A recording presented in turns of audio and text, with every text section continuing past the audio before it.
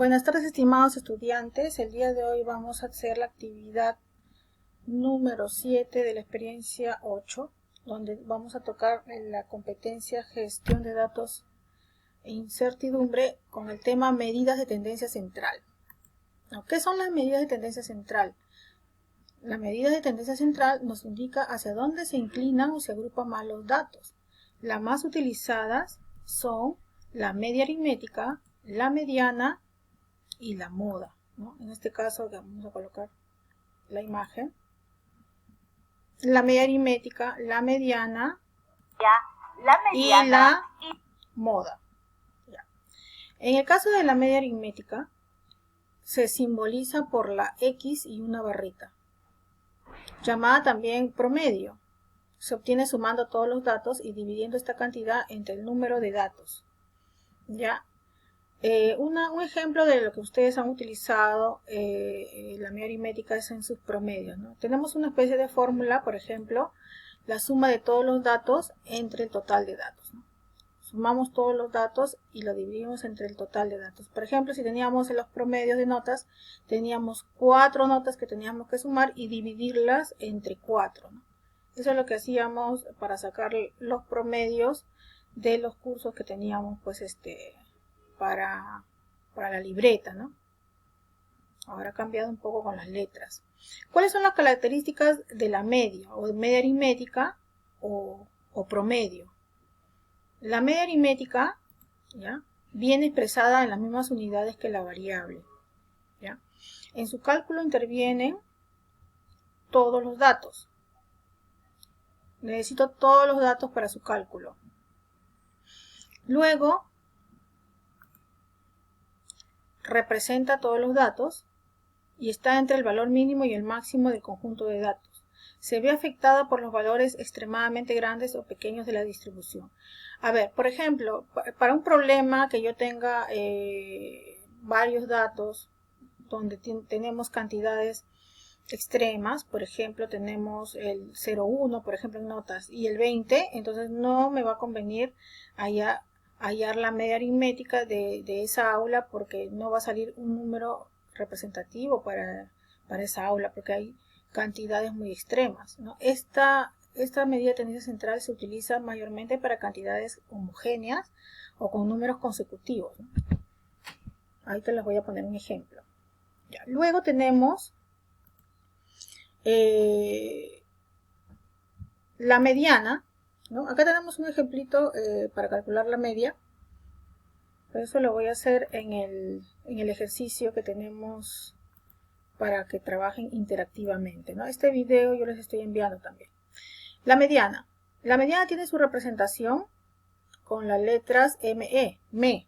Es la segunda medida de tendencia central que analizaremos y queda exactamente en la mitad del grupo de datos, luego que los datos se han colocado de forma ordenada.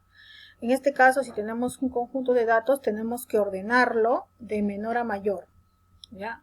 Porque si no, no vamos a poder obtener esa medida central, porque la mediana es el valor del centro, ¿no? En este caso se está ordenando los datos. En el primero, por ejemplo, en las figuras rosadas, se ha ordenado por número, ¿no? 10, 10, 15, 20, 20. Entonces el valor del centro en este caso es el 15, porque las cantidades en este caso son impares, ¿no? Acá son 5 personas, en este caso también son 7 personas. Se ha ordenado de menor a mayor los datos 10, 10, 15, 20, 25, 35 y 50, y el dato del centro en este caso es 20. Esa es la mediana, ¿no? Previamente ordenado los datos. En este caso la mitad, 50% de los datos está por encima de la mediana y la otra mitad, 50%, estará por debajo de la mediana. Quiere decir que los que están 50% después de la mediana están por encima, ¿no? Y los que están antes de la mediana están por debajo. Luego, ¿qué características tiene la mediana? Primero, se tiene que ordenar siempre de menor a mayor los valores. Es menos operativa que la media desde el punto de vista matemático, representa todos los datos. O sea, es menos operativa porque se utiliza menos, mayormente utilizan el promedio. No es tan informativa como la media, ya que en su cálculo interviene solo el orden de los valores y no su magnitud. Claro, porque acá tenemos que ordenar. En su determinación no intervienen todos los valores de la variable. Claro, porque solamente tomamos el valor del centro. En la mediana solo influyen los valores centrales, ¿no? Pero la mediana sí es útil cuando tenemos valores muy extremos. Esto me ayuda. Por ejemplo, si decíamos que en un aula tienen varios alumnos 0,1, varios alumnos 10, varios alumnos 15, varios alumnos 20, a veces no nos conviene la media aritmética porque tenemos valores extremos, ¿no? El 0,1 con el 20. Y sí me convendría ahí hallar la mediana para hallar su medida de tendencia central de esas notas de esa aula, ¿no? Ya. Pasamos a la moda. La moda es el dato que se repite o el dato que ocurre con mayor frecuencia. Un grupo de datos puede no tener moda, tener una moda que es unimodal, dos modas bimodal o más de dos modas multimodal. Ya. Como su mismo nombre lo dice, es la mayoría de datos, la mayoría de veces que se repite un dato, ¿no? La moda. Vamos a ver un ejemplo, ¿no? Acá, si por ejemplo, en el caso de la sangrecita de pollo, que es el problema que vamos a hacer, la mayoría de familias consumen sangrecita de pollo y las otras familias consumen menos sangrecita de pollo, entonces la moda sería la sangrecita de pollo. Entonces la moda, ¿por qué? Porque son más personas que consumen sangrecita de pollo.